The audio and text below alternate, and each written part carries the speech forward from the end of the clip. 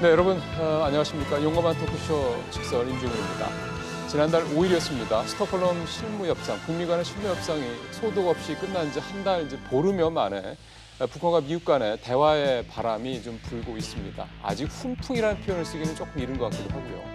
한미 국방장관이 지난 17일 태국 방콕에서 한미 연합 공중훈련을 전격 연기하기로 했고, 곧바로 트럼프 대통령이 김정은 위원장과의 만남을 제안하고, 기다렸다는 듯이 북한 측에서도 조건부이긴 합니다만 대화 재개 의사를 내비쳤습니다.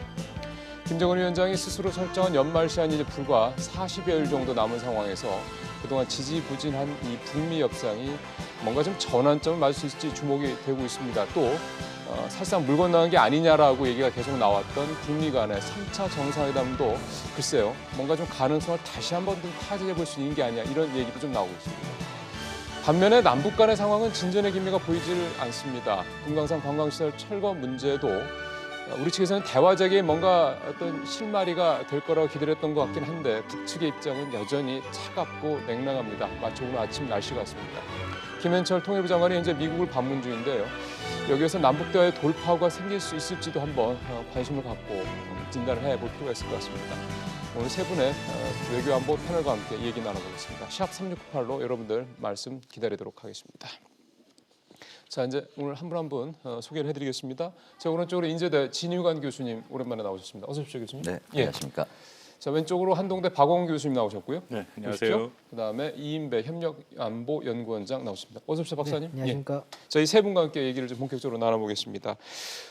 아침에요, 김영철 북한 조선 아시아 이 태평양 평화위원회 위원장, 기네요. 담화문이 나왔습니다. 대북 적대 정책을 체류하기 전까지는 비핵화 협상은 꿈도 꾸지 말라라는 얘기를 좀 해놨는데요. 이 얘기를 중심으로 해서 잠시 후에 본격적인 토크에 들어가도록 하겠습니다. 김영철 북한 조선아시아태평양 평화위원회 위원장은 오늘 새벽 미국의 한미연합공중훈련 연기 결정과 북한 인권결의 참여 등에 대한 담화를 발표했습니다. 김 위원장은 미국이 말끝마다 비핵화 협상에 대해 운운하는데 대북 적대 정책이 완전하고도 되돌릴 수 없게 철회되기 전에는 논의할 여지도 없다고 말했다고 조선중앙통신이 전했습니다. 김 위원장은 북미 사이에 신뢰 구축이 선행되고 온갖 위협들이 제거된 다음에야 비핵화 문제를 논의할 수 있다며 미국이 먼저 행동할 것을 거듭 요구했습니다. 김 위원장은 북한이 미국에 요구하는 건 남한과의 합동 군사 연습에서 빠지든가 아니면 연습 자체를 완전히 중지하라는 것이라며 미국의 연합 공중훈련 연기 결정을 평가절하했습니다. 특히 이틀 전 이번 결정은 선의의 조치라며 북한의 조건 없는 협상 복귀를 촉구했던 마크 에스퍼 미국 국방장관 발언에 강한 불쾌감을 드러냈습니다. 앞서 미국 트럼프 대통령이 트위터를 통해 3차 북미 정상회담 가능성을 내비친 데 대해 북한은 어제 김계관 외무성 고문 명의의 담화에서도 더 이상 트럼프 대통령에게 자랑할 거리를 주지 않을 것이라며 부정적 입장을 보였습니다. 자, 본격적으로 세 분과 함께 얘기를 좀 시작을 해보겠습니다. 일단은 앞서 말씀드린 대로 한미 국방장관 간의 이제 한미 연합 공중훈련, 이게 북한이 굉장히 예민하게 생각해서 이렇게 담화도 나왔던 부분이긴 한데, 그 얘기가 나온 뒤에 이제 전격 연기 발표가 있었고요. 트럼프 대통령이 트윗을 통해서 김정은 국무위원장과 만나자 얘기가 좀 나왔고요. 그래서 이제 이 얘기부터 좀 풀어나가도록 하겠습니다. 일단은 김 위원장 빨리 움직여서 합의를 이룹시다, 이런 내용이어서요. 행동하고 협상을 하는 게 좋을 것이다. 좀 여러분들 보시는 것처럼 이런 내용인데, 좀 의미를 좀 한번 좀 풀어보겠습니다. 이건 각자 우리 세 분 말씀을 좀 따로 좀 듣도록 하겠습니다. 일단 진 교수님부터 어떻게 보시는지요? 네, 최근에 한 2주 정도 됐나요? 이게 뭔가 변화의 조짐이 있구나 이런 생각은 좀 들었죠. 왜냐하면 2주 전에 그 알렉스 워엉이라고 예. 미 국무부의 북한 담당 부차관보, 예. 그 사이스 세미나에서 개회 식사를 하면서 트럼프 대통령의 대북 정책의 핵심을 얘기를 했어요. 뭐라고요? 그때 이제 북한의 밝은 미래를 위한 트럼프 정부의 정책의 핵심 키는 안정적인 평화 체제다. 피스 레짐, 즉 정확히 평화 체제라고 얘기를 했는데, 평화 체제. 가장 북한이 원하는 게 바로 그거거든요. 이제 가고자 하는 게. 근데 이미 최종 결정 할 수 있는 목표를 제시를 했는데 이거 과연 이런 얘기가 왜 나올까 하는 거하고 그다음에 알렉스 워잉 그렇게 공개적으로 북한 문제를 얘기한 적이 처음이에요. 그래서 굉장히 중요한 발언이다라고 생각을 했는데 그로부터 얼마 안 돼서 북측에서 반응이 나왔죠. 그 김명길 순회대사가 예. 그 스티븐 비건 대북정책 특별대표의 대화 제의가 있었다라는 게 예. 발표가 됐거든요. 그렇기 김명길이? 때문에 네 그렇습니다. 그래서 트럼프 대통령이 곧 만나자라는 트윗을 한 것은 그 흐름선상으로 본다면은 이게 돌발적인 게 아니라 북미 간에 많은 그 어떤 교감이 있었던 과정 속에서 그러게요. 나온 표현이기 때문에 상당히 의미 있는 그런 문장으로 보여집니다. 진 교수님은 돌발적인 건 아니다. 네. 이미 좀 준비가 있었다라는 말씀을 하셨고 박 교수님은 저 트윗 내용 그다음에 지금 진 교수님 말씀하신 것도 좀 일단 팩트니까 이런 부분들 감안해서 지금 어떻게 보세요? 의미를 좀 둘 만한 얘기가 될지 싶어서요. 지금 미국과 북한 사이에 주고받기가 계속되고 있거든요. 물밑에서. 예, 올해만 물밑은 아니고 그 북한이 일종의 성명을 계속 발표를 하는데요. 눈에 보이지. 예, 눈에 보이게. 지금 이번 달 들어서만 6차례인가 맞아요. 지금 성명이 나온 거로 맞아요. 제가 기억을 예. 하는데요. 예, 예. 성명의 핵심은 연합훈련으로 시작을 했죠. 그래서 연합훈련에 대해서 안 되고 심지어는 우리가 본 그 국무위원회 대변인 건 처음 나온 거로 제가 이해를 하는데 굉장히 높은 수준의 그런 성명이 나왔고 연합훈련에 심사숙고해라 배신이다 그렇게 얘기를 했더니 이제 에스퍼비 국방장관이 한번 고려해보겠다 네. 얘기를 했고 그리고 나서 결국은 공주연합훈련이 연기가 발표가 됐죠. 예. 근데 그 다음에 바로 또 북한 외무성 대변인이 뭐를 밝혔냐면 인권 문제로 북한을 압살 책동하고 있다라고 다시 미국을 비난을 했고 그 다음에 바로 트럼프의 트위터가 나왔습니다. 그 다음에 이제 우리가 또 이후에 바로 어저께 김계관이랑 김영철의 또 맞아요. 단어가 나왔거든요. 예, 예. 제가 연장선상에서 쭉 같이 봐야 되는데 두 가지인 것 같습니다. 연합훈련에 대해서 미국이 나름대로 북한과의 실무협상을 재개하기 위한 동력을 하기 위해서 유예를 했는데 북한은 그거 갖고 안 된다라는 입장을 밝혔고요. 예. 또 하나는 실무협상에 대해서도 전에 그 스웨덴에 결렬됐을 때에 북한이 주장했던 생존권과 발전권을 맞습니다. 계속 지금 강조하고 있는 그런 상황이다라고 판단이 듭니다. 예.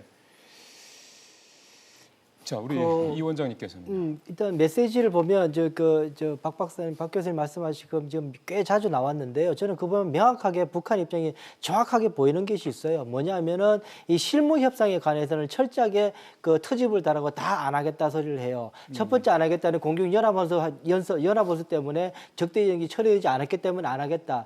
적대지 정세 먼저 철회하라. 그러면 테이블에 앉겠다. 그 이야기를 김영철 외무성 대변인, 국무부 대변인 똑같은 소리를 하고 있어요. 김계관도 그 얘기하고요. 네, 김계관도 이야기하고 다른 한편으로는 그 실무 협상에 대해서는 여러 가지 꼬투리를 잡아서 계속 인권 문제까지 적고 계속 이야기하고 있는 부분이 있고요. 다른 한편으로 그 트럼프 대통령에 대해서는 지난달부터 이제 트럼프 대통령이 우리는 아직도 사이가 좋다. 그 서로 리스펙트하고 있다. 그러니까 그 말에 대해서 유의한다. 김계관 고문이 네, 유의하고 네, 있다라부터 네. 시작해가지고 이번에 그 공중 연습 철회하는 것도 이거는 트럼프 대통령이 의중이 있는 거라서 반갑게 여긴다.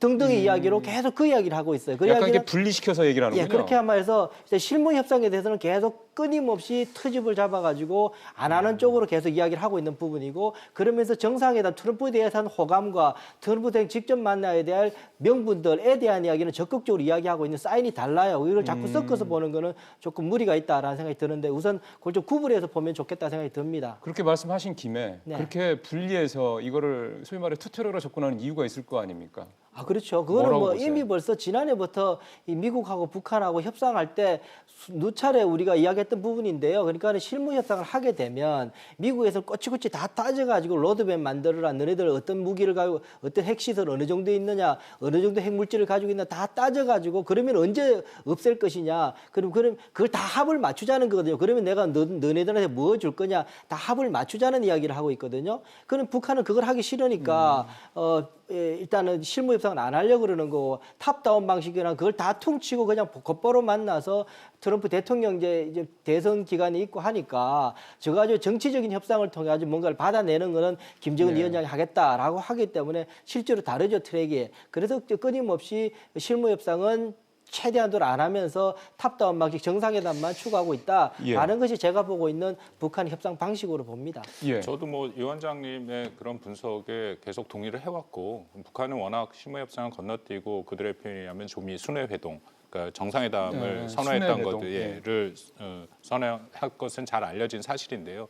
근데 이번에 좀 다른 게 트럼프 대통령의 트위터에 나와서 트럼프 대통령이 김정은 위원장의 미스터 체어맨이라고 부르면서 만나고 싶다라는 의지를 see you soon, 곧 보자 그렇게 해서 일종의 이 정상회담의 가능성을 열었거든요. 근데 그 다음 바로 나온 김계관의 외무성 고문의 담화를 쭉 보면 예. 여기 이렇게 돼 있습니다. 새로운 중미 회담을 시사하는 의미로 자기네도 읽었다. 트럼프 대통령의 트위터를. 근데 그럼에도 불구하고 지난번에 3번이나 만났는데 별로 진전이 없다. 그렇기 때문에 우리는 더 이상 흥미를 가지지 않는다. 그리고 미국 대통령한테 자랑할 거리를 주지 않겠다. 결론은 그래요. 예. 적대시 정책부터 철회해라. 예. 그러니까 그렇게 지금 나오고 있어서 이게 뭐 협상용인지 아니면 뭐 이걸 읽어내는 거는 좀 다른 해석이 가능하다라고 생각을 합니다만 지금 이것만 예. 놓고 보면 이것도 뭐 정상회담도 그렇게 서두를 생각은 없다라고 읽히는 부분이 있습니다. 예. 근데 그 흥미로운 부분이요. 이게 5일 만에 북한의 입장이 조금 달라진 것처럼 보이거든요. 그러니까 13일 같은 경우에는 당시 김영철 아태 위원장과 예. 그다음에 김명길 순회대사가 김명길 순회대사는 임의의 장소, 임의의 시간 어디든 만날 수 있다, 협상할 용의가 있다 이렇게 얘기를 했고 또 김영철 위원장도 매우 긍정적으로 평가한다. 그러면서 미국의 결정일 것이다, 한국을 배제하는 듯한 그런 발언을 했어요. 통미봉남 얘기군요. 네, 그런 그러니까. 얘기를 좀 했어요. 그러니까 네. 긍정적으로 평가했는데 5일 만에 지금 강경한 발언들이 지금 2건이 나왔지 않습니까?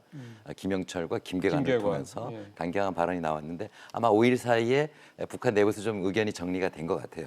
그런데 좀 예. 잘 봐야 될 게 김영철과 김계관의 위상을 어떻게 봐야 될 것인가. 하노이 회담 이후에 김영철은 북미 대화에서 물러나 있고 그렇죠. 밀렸죠. 밀려나 있고 김계관은 외무성에서 고문입니다. 그렇죠.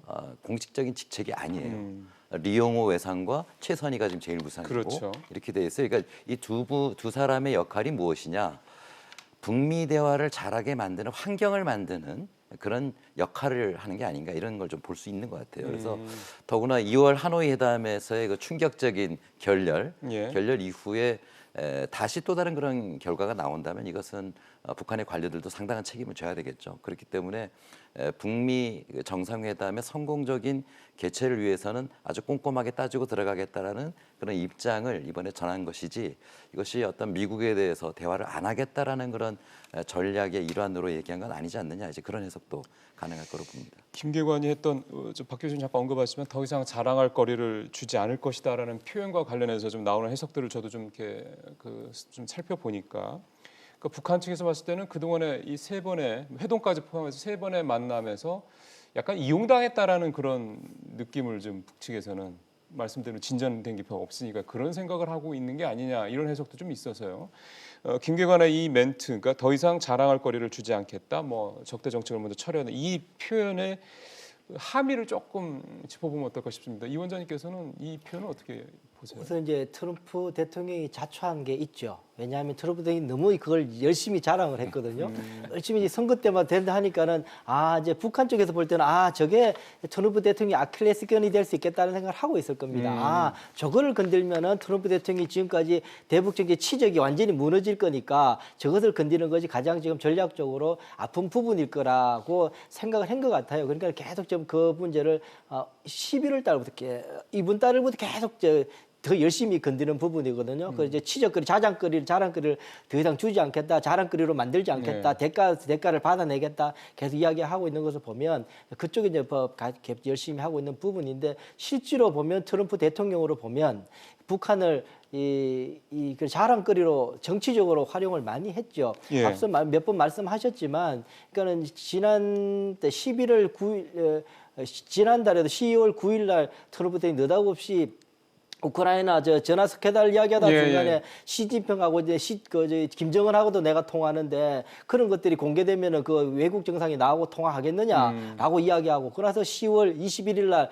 어제 오바마는 11번 전화 통화하려고 했는데 실패했는데 나는 곧바로 받는다라고 아주 근거 없는 이야기를 폭폭 던져요. 예. 그때는 무슨 일이 있었냐면 시리아 사태 철금 탄다 그래가지고 그 미국이 뒤집어졌을 때입니다. 그러나서 또 이야기 나오는 게 루지애나 지금 맞습니다. 주지사 선거제 하고 나서 그 자리에서 그 이야기를 한참 하고 있는 상황 속에서 또 이야기를 나오는 상황이거든요. 그렇게 보면 트럼프 대통령이 철저하게 북한 문제에 대해서 좀 정치적으로 굉장히 그러게요. 활용하는 실제로 주는 건 아무것도 없는데 정치적으로 계속 대화하겠다는 이야기를 가지고 계속 환영하고 있는 측면이 있어서 북한으로서는 손해보는 느낌이 있을 거는 같다라는 생각이 듭니다. 예, 그러니까 좀 저도 좀 그 말씀을 드리고 싶었던 게 그 루이지애나 주지사 선거는 트럼프 대통령이 굉장히 공을 들였다면서요. 근데 뭐 져서 이게 이제 결국 뭔가 재선에 내년 재선 관련된 대선에서의 뭔가 좀 시그널이 아니냐 이런 해석들이 미 언론에서 좀 나온다고 그래서 뭔가 좀 그런 거에 대한 또 일종의 좀 분위기 전환 뭐 이런 게 또 아니냐 이런 해석도 그래서 또 나오더군요. 뭐 트럼프 대통령은 늘 그렇게 생각할 수 있죠. 이번에 선거의 패배는 루이지애나 주지사 같은 경우에도 좀 뼈아프긴 하지만 예. 그거보다는 그 펜실바니아주의 델라웨어 카운티에서의 선거 패배가 있습니다. 거기는 지난 남북 전쟁 이후에 공화당이 한 번도 져본 적이 없는데 거기가 민주당이 지금 다 가져갔거든요. 남북 전쟁 이후에요. 예. 그렇기 때문에 지금 미국에서는 그게 굉장히 트럼프 대통령 입장에서는 큰 충격이다. 그리고 점차적으로 대선 국면으로 진입을 하고 있는데 트럼프 대통령이 민주당의 어떤 지금 상위권 주자들이랑 붙으면 거의 뭐 10% 이상의 차이로 지는 거로 돼 있고 그리고 트럼프 대통령이 표를 받았던 이른바 러스트벨트 쇠락한 공업 지역에도 지난번 선거도 그게 오차 범위 0.7% 0.3% 차이로 이겼거든요. 예. 얼마든지 뒤집힐 수 있다라는 것에 대해서 그리고 결정적으로 지금 미국은 탄핵 청문회 맞아요. 조사 청문회 때문에 뭐 전체가 다 거기에 그리고 나오는 청문회의 증인들이 대부분 트럼프 대통령이 잘못했다라는 예. 것을 증언하는 판국이기 때문에 정신이 분명히 없죠. 그래서 이걸 뭔가 돌파하고 싶은 생각은 있다라는 생각이 드는데요. 한 가지 확실한 것은 근데 이 북한 카드라는 게 트럼프 대통령한테는 매력적인 것은 사실입니다. 그렇지만 이제 사진을 찍어서 김정은 위원장을 만나서 하는 효과는 다 됐다라는 게 미국 내 평가거든요. 그러니까 더 이상 사진 찍는 것만으로는 분위기 그러니까요. 전환은 안 되고 이제는 만나서 그렇죠. 뭔가 실질적인 결과를 내야 된다.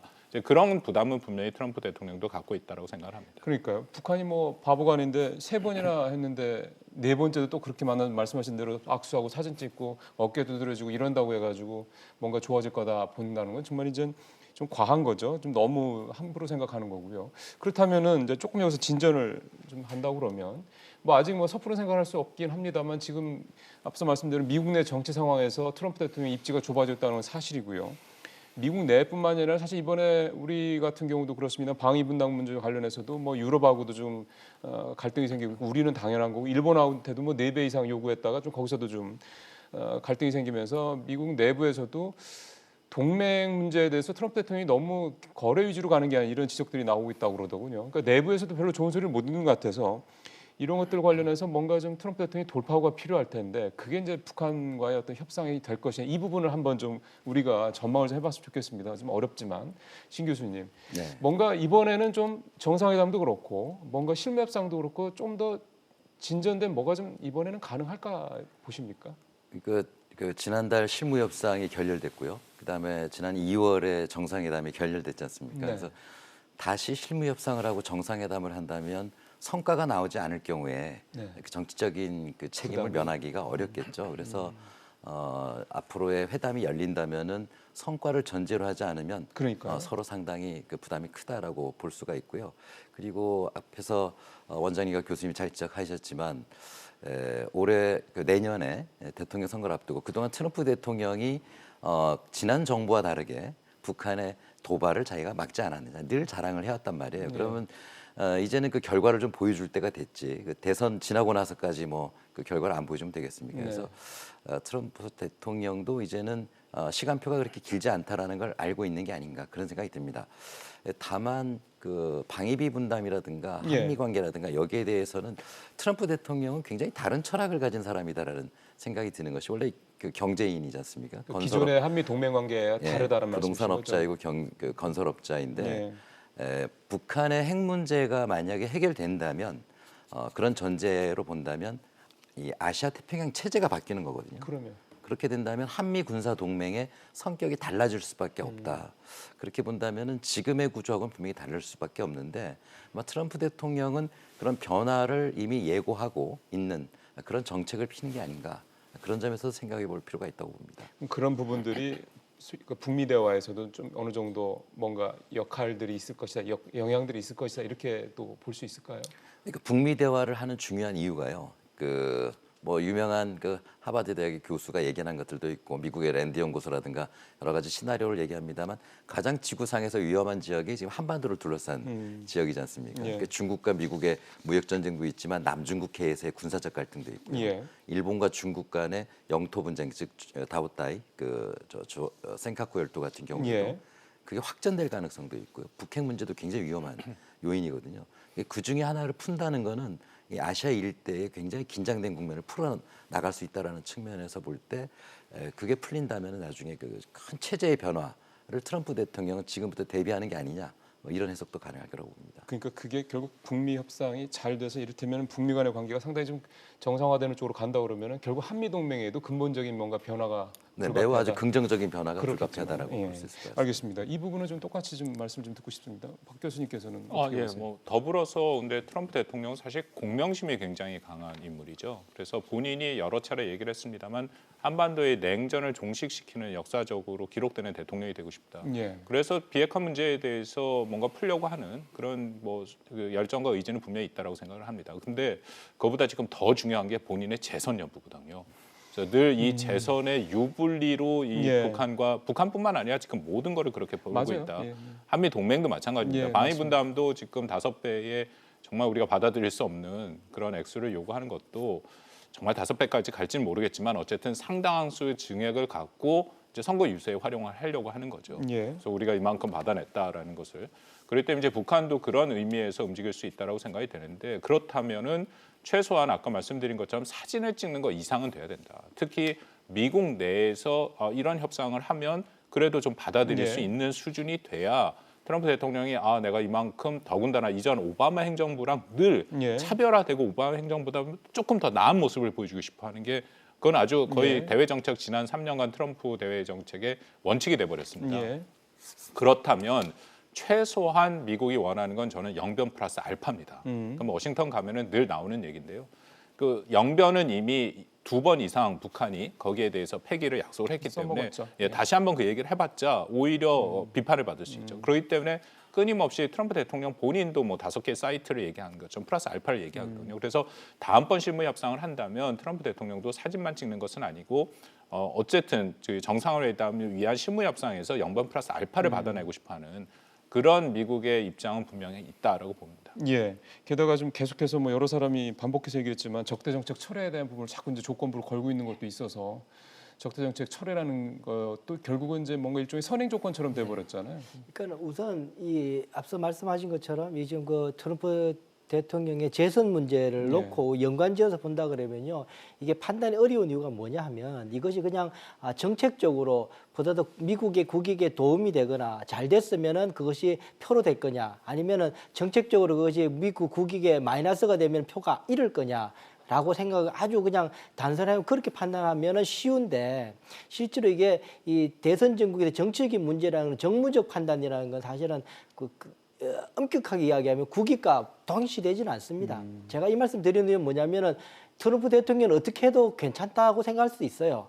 만약에 북한이 아주 악화된 상황을 가져와도 정무적으로 그걸 이용해서 재선 가도에서 도움을 활용할 수 있는 방법이 있을 것이고, 아주 좋은 상황이 이루어져도 그걸 가지고 정무적으로 추진할 수 있는 방법이 있을 거예요. 제가 왜 이 말씀을 드리냐면, 우리는 사실은 이제 학자들이고 정책학을 정책적으로 어떻게 이것이 국가에게 도움이 되고 한반도에 도움이 될 거냐 고민하는 사람들로서는 이게 예측이 어려운 이유는 뭐냐면 이것이 정무적인 사안이기 때문이라는 거예요. 이것이 어떠한 상황이 그러면 트럼프에게 이익이 될 것이냐, 정치의 재선에 이익이 될 것이냐, 그 이익이라는 것이 그럼 미국 국민들에게 이익이 되면은 재선에 이익이 될 거냐, 안 그럴 수 있다. 그걸 프레임을 어떻게 만드는가에 따라서 그야말로 피해자 코스프레 가지고 트럼프 대통령이 훨씬 더 좋게 이용할 수 있는 부분도 있기 때문에 이게 국익에게는 못 미치게 손해 보더라도 그렇다 그러면 정무적으로 어떠한 상황이든 간에 트럼프 대통령은 뭐 실제로 이게 너네들이, 그래서 앞서 제가 말씀드린 이유가 트럼프 대통령이 자꾸 시리아 사태 때도 이야기하고 우크라이나 사태도 이야기하고 제가 이게 이제 뗄감으로 사용하고 있다고 이야기하는 이유가 바로 그 부분입니다. 이거는 북한이 어떻게 하더라도 트럼프 대통령은 이걸 정무적으로 그 방향, 그런 태도에 대해서 이렇게 프레임을 씌워서 본인에게 유리하게 만들 수 있다라고 생각한다면 그러니까는 그걸 왜 제가 말씀드리냐면은 북한이 어떻게 하더라도 트럼프 대통령에게는 유리할 수 있는 방법일 수 있다라고 생각이 드는 부분이라는 그러면 거죠. 말씀하신 김에 아마 시청자분께서도 그러면은 어떤 게 뭐 유리하고 어떤 게 불리하고 이런 부분들을 조금 더 그 원장님이 생각하시는 부분들을 좀 더 구체적으로 이런 경우에는 뭐 이럴 수 있고 이런 경우 이럴 수 있다 이렇게 좀 해주실 수 있으면 좋겠는데. 예, 뭐 그 정치적으로만 이야기하면 정책적인 이야기와 정치인 조금 구분해서 볼 필요가 있을 것 같은데요. 제가 이제 캠프에 있는 사람, 저도 뭐 대통령 선거도 치러보고 했었지만은 제가 캠프에 앉아 있는 사람이라 그러면은 아 좋다 그러면은 지금은 계속 이제 대화하겠다 계속 던져놓고 대화 받아가지고 와서 해가지고 만약에 만났는데 그 다음부터는 박 교수님 말씀하신 것처럼 효과 성과가 있으면 그걸 최대한으로 그걸 이제 홍보하면 되는 것이고 성과 없으면 엎으면 되는 것이고 만약에 대화를 안 받고 계속 그 대신에 미국은 철저하게 안 줄 겁니다. 뭐 제재든 그 북한이 요구하고 있는 압살 정책에 대한 그 적대시 정책에 대한 해제 문제는 안 내놓을 겁니다. 안 그래요? 내놓으면서 계속 끊임없이 버티고 그걸 가지고 북한을 이제 테이블에 앉혀놓고 뭐 그렇게 해서 거의 성과 없으면은 아예 톤 다운 시켜서 선거 정국에서 아예 그 이슈로 안 예. 만들든지 여러 가지 방법이 있다고 생각이 드는 알겠습니다. 거죠. 네. 좀 정리해서 말씀드리면 트럼프 대통령의 최저 수준은 북한이 핵과 ICBM 발사 시험을 안 하는 거죠. 예, 그렇게 되면 그걸 지금 계속 유세에서 활용을 하고 있는 거 최저고요. 예. 만약에 북한이 그 최고의 수준은 말씀드린 비핵화의 실질적인 그렇죠. 진전을 예. 이뤄내서 한반도의 냉전을 종식시키는 거고 예. 그 가운데서 움직이는데요. 어느 정도 예상은 됩니다. 예를 들어서 지금 김정은 위원장이 말한 새로운 길로 이게 정말 북미 간에 연말까지 실무 협상이 잘 안 돼서 새로운 길을 선택한다면 우리가 늘 생각하는 게 ICBM이나 핵 시험 재개의 가능성이 뭘 있다. 할 거라는 것 같다는 생각이 그렇죠. 드는 만약에 거죠. 그러면 트럼프 대통령은 눈 하나 깜짝 안 하고 이것은 자기는 최대한 노력을 했는데 북한의 김정은이 이것을 약속을 다 위반했다. 그렇기 때문에 우리는 2017년에 했던 최대 압박으로 돌아갈 것이다. 그런 식으로 정치적으로 얼마든지 풀 수가 있죠. 이게 앞에 지난 3년간 트럼프의 대외 정책에 굉장히 많이 나왔던 얘기들입니다. 그래서 이것을 정무적으로 활용을 할 여지는 지금 우리 원장님 말씀에 얼마든지 있다라는 거죠. 어떤 상황이 오더라도. 그게 대선 구도에서 도움이 될까요? 또 하나는 그거의 전제는요. 사실 뭐 우리나라도 마찬가지지만 유권자들이 대외 정책에 대해서 크게 관심이 없습니다. 관심이 없다. 예, 그건 실질적으로 우리가 뭐 실증적으로 많은 연구가 나오는데 대부분 경제 문제고 국내 문제죠.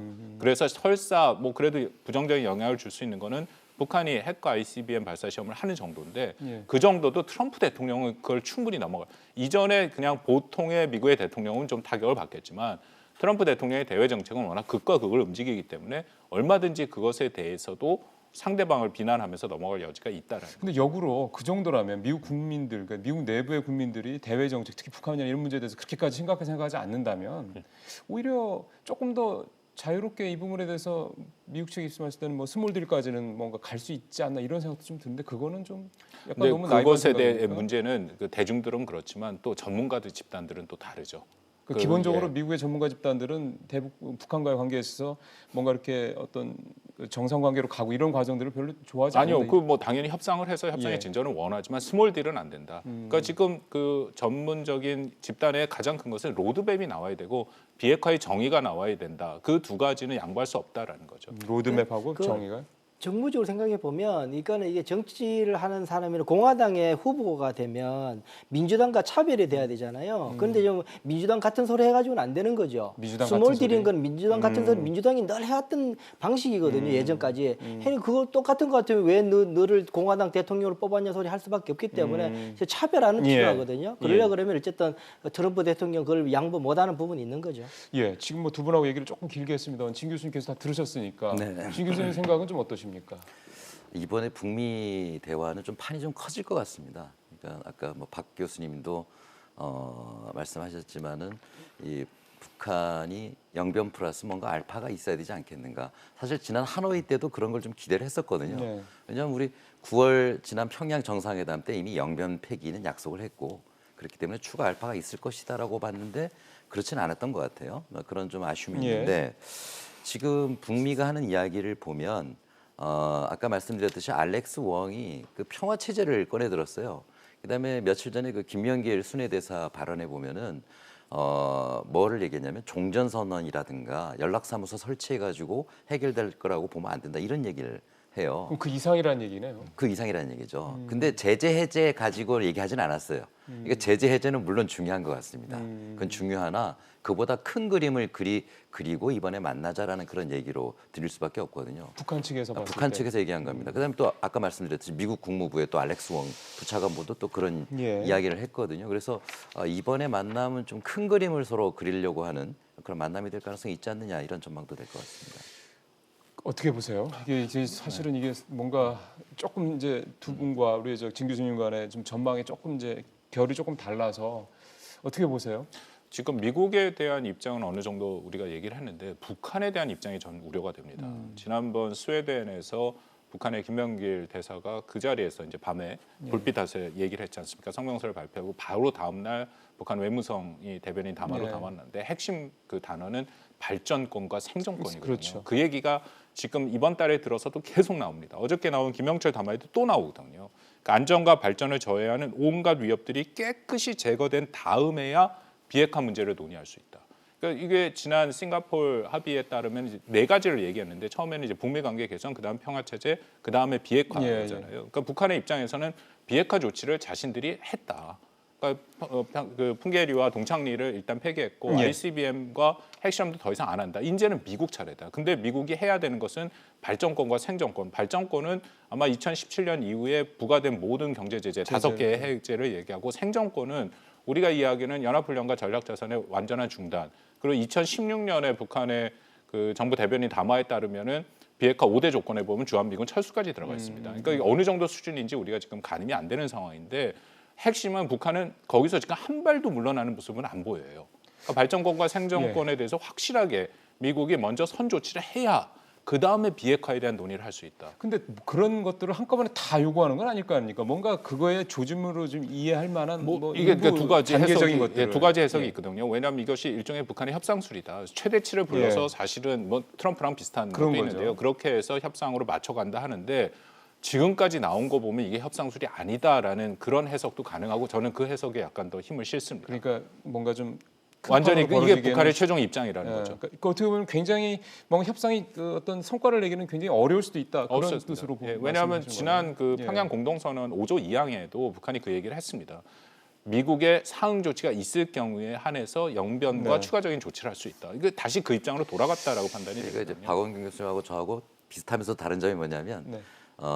미국이 뭔가 행동을 했을 때 북한도 뭔가 하겠다 이렇게 이제 해석하시는 것 같은데 저는 이제 동시에도 가능하다라는 그런 말씀입니다. 즉 북미 대화가 열렸을 때 미국이 무엇을 하겠다라는 약속을 하면은 네. 북한도 추가 비핵화를 할 수 있겠다. 그게 이제 아까 웡 부차관보의 의미 뭐 그런 것도 있을 수 있고, 있고요. 예. 그래서 동시에 진행도 가능하다라고 보는 겁니다. 그러니까 꼭 미국의 어떤 선제적 행동을 기다리는 건 아니다. 이렇게 볼 수 있다는 얘기죠. 그러면은 북한에서 내놓을 수 있는 거는 그 알파 부분이겠군요. 네, 그렇습니다. 예. 그 이 원장님께서는 이 협상의 어떤 전망을 좀 어차피 저희가 얘기를 하고 있는 거라. 일단 북한의 그 협상 전략을 보게 되면 일단 테이블 올려놓고 나면 그 자기 거라고 인정을 시작하거든요. 그 말이 무슨 말이냐면은 이제 미국 사람들은 그렇겠죠. 뭐 하게 되면 연합훈련에 대해서 한미 연합훈련에 대해서 우리가 유예하거나 어떻게 할 수도 있다라고 이야기했겠죠. 트럼프 대통령이 예. 그냥 나 그냥 안 할래 이러진 않았을 거란 말이에요. 근데 이제 앞에 거 빼고 너 트럼프 대통령 당신 입에서 지금 한미 연합훈련 안 한다 그랬지? 그것만 딱 떼가지고 이제 그 주머니에 집어넣은 거죠. 예. 그러자 그 전에 이제 하노이 있을 때 협조 벌써 종전선언 문제하고 연락 사무소 문제는 이제 실무협조 다 이야기했잖아요. 예. 그건 일단 주머니에 집어넣은 거. 이거 내 거. 이거 굳이 이거 내 거 됐는 거 더 이상 이야기하고 계속 예. 이 가지고 뭘 주겠다는 이야기를 안 하고 있는 거죠. 그 다음 이제 그래서 이게 부차적으로 이게 안 중요해서가 아니라 이거는 이미 벌써 내 거 됐기 때문에 부차적으로 일단 이거 뭐 이거 네. 가지고는 협상할 건 아니고 그 다음 걸 내놓으라고 이야기하는 측면에서 부차적이다 그런 생각이 들어서 지금 그러다 보면 지금 남아 있는 거 이제 앞서 말씀한 저 발전 장애 문제, 예. 발전권에 관한 문제에 대해서 지금 더 집중하고 있는 것 아닌가라는 생각이 드는 거죠. 예. 그래서 좀 북미 간의 관계 얘기를 좀 저희가 좀 이제 어느 정도 마무리를 좀 해야 될 때가 되는 것 같아서요. 마지막으로 이 시점 얘기를 좀 하면서 좀 얘기를 해야 될 것 같습니다. 일단 지금 김정은 위원장이 4월달에 이제 연말까지 보겠다 이렇게 시한을 이제 정해놓았고요. 이게 이제 북한한테 오히려 이제 그 외골수가 된 거죠. 이를테면 돌릴 수 없는 그런 상황이 됐다 이런 지적도 있었기 북한의 어떤 나름의 발목을 잡았다 이런 해석도 물론 있긴 합니다만 어떻게 보면 북한에서도 마냥 또 질질 끌리면서 또 기다릴 수는 없는 상황이기 때문에 나름 여기까지 배수진을 치는 거다 이렇게 또 볼 수도 있다는 해석도 있습니다. 지금 정상회담이 3차 정상회담이 연내 열릴지 또 실무 협상이 뭔가 진전이 있을지 이 부분에 대해서 지금 일단 실무 협상 관련해서는 좀 세 분의 생각이 조금 이제 동의하신 부분도 있고 좀 다른 부분도 있고요. 정상회담 관련해서를 한번 얘기를 좀 해봤으면 좋겠습니다. 연말 안에 과연 이제 정상회담이 과연 열릴 것이냐, 아까 말씀하신 대로 see you soon이 될 것이냐 이 부분을 한번 세 분의 전망을 들었으면 좋겠습니다. 진 교수님께서 먼저 좀 얘기를 해주시면 어떻습니까? 뭐 연말까지 열렸으면 참 좋겠다는 생각은 드는데요. 시기적으로 너무 촉박하고. 촉박하다. 근데 좀 흥미로운 것은 지난 2월달에 하노이 결렬됐을 때 많은 전문가들이 올 안에 그 북미 관계 비관적으로 봤었거든요. 근데 최근에 전문가들 보면 그렇게 북미 관계 비관적으로만은 보지 않고 있습니다. 다만 시기가 언제가 될 것인가 이런 얘기가 나오고 있고 그래서 아마 그 트럼프 대통령의 트윗 내용을 보거나 양측의 어떤 전개 과정을 본다면 연내 실무 협상은 열리지 않을까 대부분 이렇게 보는 것 같고요. 그다음에 잘 되면 연내에 정상회담에 대한 어떤 그 약속까지 이루어지지 않겠나. 정상회담 내년에 열리더라도 예. 거기까지는 긍정적으로 진행이 된다면 전망해 볼 수도 있지 않을까 이제 그런 생각을 해볼 수 있을 것 같습니다. 근데 예. 스티븐 비건이 보낸 그 서신에 대한 김명길 그 순회대사의 발언을 보면 네. 미국의 구상에 대해서 일단 좀 부정적인 그런 얘기가 있었거든요. 뭐냐면 제3국을 끼워 넣는 그런 구상을 미국이 제안했다고 해요. 그 제3국이 어딜지는 모르겠습니다만 그런 아마 여러 가지 서로 북미 간에 협의해야 될 내용들은 상당히 많을 것 같습니다. 의제뿐만이 아니라. 그렇기 때문에 뭐 낙관만 하기는 어렵지만 그러나 현재 상황을 봤을 때는 실무 협상은 곧 열릴 가능성이 있지 않겠나 그렇게 보입니다. 예, 근데 앞서 저희가 또 하셨던 게 북한이 실무 협상에 대해서는 그다지 그렇게 기대를 하지 않는 것 같아서 오히려 탑다운 방식으로 뭔가를 북한은 좀 원하는 것 같다는 상황이라고 좀 두 분이 또 말씀하셨기 때문에 이 부분에서 두 분은 또 어떻게 생각하시는지 싶은데 원장님 먼저 하시겠어요? 우선 제가 볼 때는 이제 1차 정상회담 때는 실무회담 없이 1차 정상 그 미국 정상회담이 있었습니다. 2차 정상회담 때는 실무회담을 약속하고 정상회담 날을 잡았습니다. 그렇게 했죠. 그렇게 해도 안 됐습니다. 그러니까 세 번째는 실무회담 없이 정상회담 하기는 어려운 거죠. 실무회담이 없이 해봤고 실무회담을 약속하고 날을 잡기도 했고 했는데 둘 다 안 됐거든요. 그러니까 두 번째 할 때도 날을 미리 잡아놓고 실무회담을 하다 보니까 실무회담에 안 풀리는 문제들을 할 여유가 없었다라는 것이 약점으로 미국에서 협상자의 약점이라고 이야기를 많이 했었거든요. 예. 그렇게 다 했기 때문에 이제는 남은 이제 수순이라는 거는 실무회담을 해야지 정상회담을 할 수 있는 그런 수준밖에 안 남았다. 그런 생각이 드는데 그러면 과연 앞서 말씀드린 것처럼 실무회담이 쉽게 지금 하기 어려운 상황이다. 지금 북한 쪽에서는 새로운 것을 내놓지 않으면은 실무회담 안 하겠다는 이야기는 동일하게 나와요. 그러면서 정상회담에 대해서는 두 사람의 순회 간의 유대관계는 엄청 좋다는 이야기를 계속 하고 있고요. 그런 상황을 보게 되면 예. 실무회담 없이 미국에서는 실무회담 없이 지금 정상회담으로 가기는 안 하려고 그러는 상황이라서 제가 볼 때는 실무회담도 안 될 거고 그렇다면 정상회담도 정상회담도 안 어려울 될 거고. 거다라는 게 일단은 그러다면은 내년은 그냥 갈 가능성이 높다. 저는 사실 그쪽에 저는 51% 주고 있습니다. 근데 그럼 연말 시한을 넘어가게 되는 거잖아요. 그렇습니다. 저는 내년까지도 어렵다고 저는 봅니다. 예, 박 교수님. 실무 협상이 말 그대로 실무 협상이 돼야 되는데 지금 그 구조가 제대로 정착을 안 하고 있습니다. 지금 이번에 스웨덴의 미국 측 대표단들 갔다 와서 한 얘기를 들어보면 예. 북한은 계속 듣고만 있었다라는 거죠. 그리고 마지막에 자신들의 입장을 쭉 다 얘기하고 나왔고 그다음에 성명서를 발표했다. 그 의미는 이게 참 김정은 시대에 들어서 오히려 그 아버지 김정일 시대보다 이 실무협상단에 대해서 뭔가 그 권한 위임도가 굉장히 낮은 것 같습니다. 그렇기 때문에 딱 지시된 거 외에는 아무것도 하지 못하기 때문에 사실상의 실무협상이 지금 나가기 어렵거든요. 그리고 계속 나오는 담화가 말씀드린 것처럼 생존권과 발전권을 위해서 미국이 먼저 얘기를 해라.